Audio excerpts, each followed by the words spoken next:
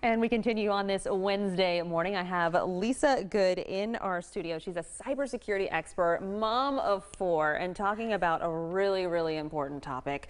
These days, every child, it seems like, has a cell phone and a smartphone at that. Yes. So, which is more than just used for phone calls, which is why it leads us to this topic of, is my child leading a secret life on their phone? And unfortunately, most of them are. They are. A lot of them have these wonderful things called apps. Oh. And they have these things called secret apps. Now, a secret app is an app that functions just like it says, a calculator, a music app, a chat app, but it has a sinister dark side.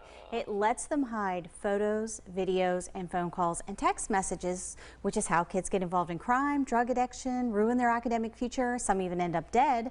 And unfortunately, I know that from personal experience. My own 15-year-old nephew was at a party with some friends and thought it would be cool to see if they could buy marijuana from the dark web with his iPhone.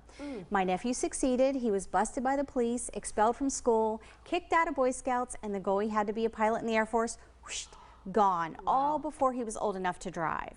Wow. And just the simple fact that he could do that on his smartphone is just mind-blowing. And I think just a wake-up call for parents, that is just so important to maybe just keep an eye on their cell phone. I mean, statistics say that a lot of parents don't even know their child's password. Over 45% do not know their kid's password or even look at their phone, which is, in this day and age, it can be deadly and dangerous. And so what are some ways that parents can protect their kids? What do you recommend? So number one is trust but verify. You have to have open conversation with your kids, but you still need to be checking their phone. You want to go to the App Store and type in Vault app or hide photos.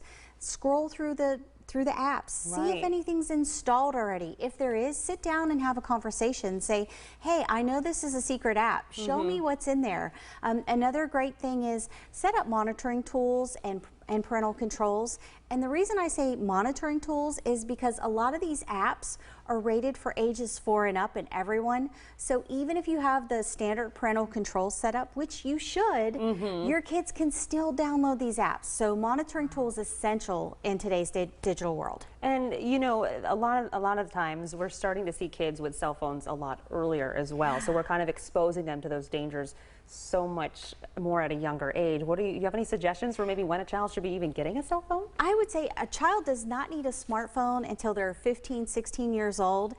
Give them a flip phone. They can still make phone calls, you can still get text messages out, but you really need to think of a smartphone like an automobile. You would not just hand your 12, 13, 14-year-old the keys to your car and say, here you go, go have a great time. Right. In essence, that's what you're doing with a smartphone. They can go places you'd never let them go and do and see things you'd never let them see in your house. So you really need to be active as a parent and think about what you're handing over to your child. Alrighty, well, great information from Lisa this morning. Thank you so much for great to be here. For coming in and sharing this with us. You can also find this online at mypanhandle.com.